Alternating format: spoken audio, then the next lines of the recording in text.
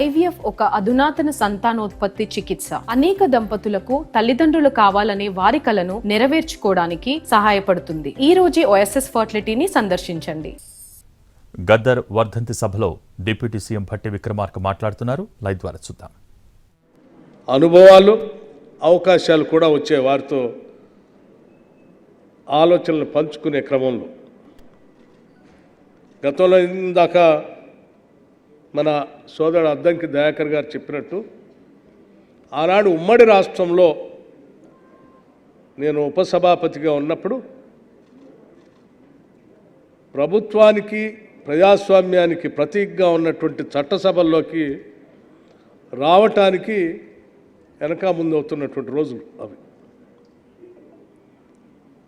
అటువంటి రోజుల్లో వారి ఆలోచనని ఈ దేశానికి,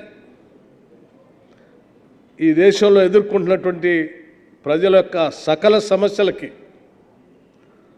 తను దశాబ్దాల పాటు ఆ సమస్యల పరిష్కారం కోసం చేసిన పోరాటానికి అన్నిటికీ పరిష్కార మార్గం భారత రాజ్యాంగం అని నమ్మి వారు చట్టసభల్లోకి నన్ను కలవటానికి వచ్చారు.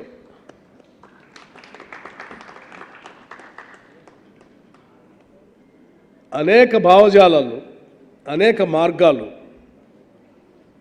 ఈ భావజాలాలు, ఈ మార్గాలన్నీ కూడా భారతదేశంలో ఉన్నటువంటి అనేక రకాలైనటువంటి అసమానతలపైన యుద్ధం చేసేటువంటి కార్యక్రమాలు.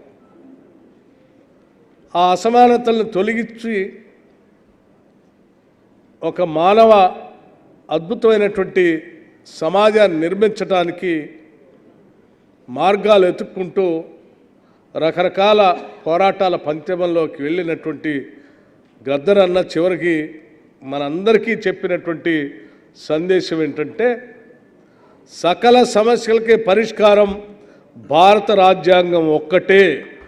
ఆ భారత రాజ్యాంగాన్ని కాపాడుకుంటూ దాన్ని అమలు చేయటం కోసం మనందరం పోరాటం చేస్తే అన్ని సమస్యలకి పరిష్కారం దొరుకుతుందని చెప్పి స్పష్టంగా వారు చెప్పినటువంటి విధానం నిజంగా మనం అందరం ఆచరించదగినటువంటి విధానం అని నేను తూచా తప్పకుండా నమ్ముతా ఉన్నాను. మీ అందరికి కూడా విజ్ఞప్తి చేస్తూ ఉన్నాను.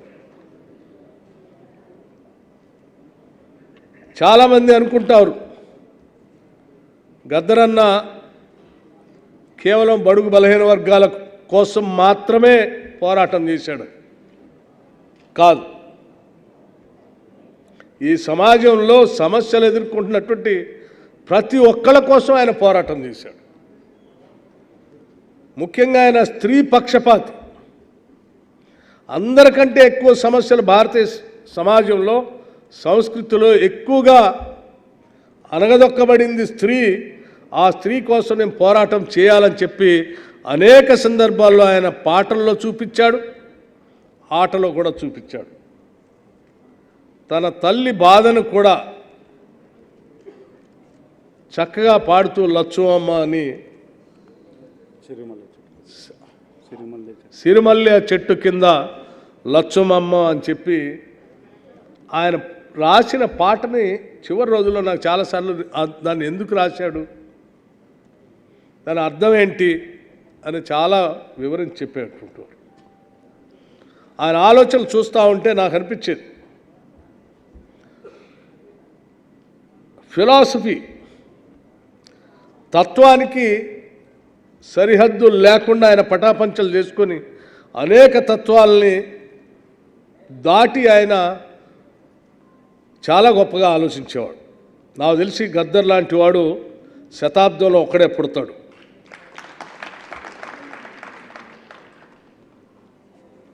ఆయన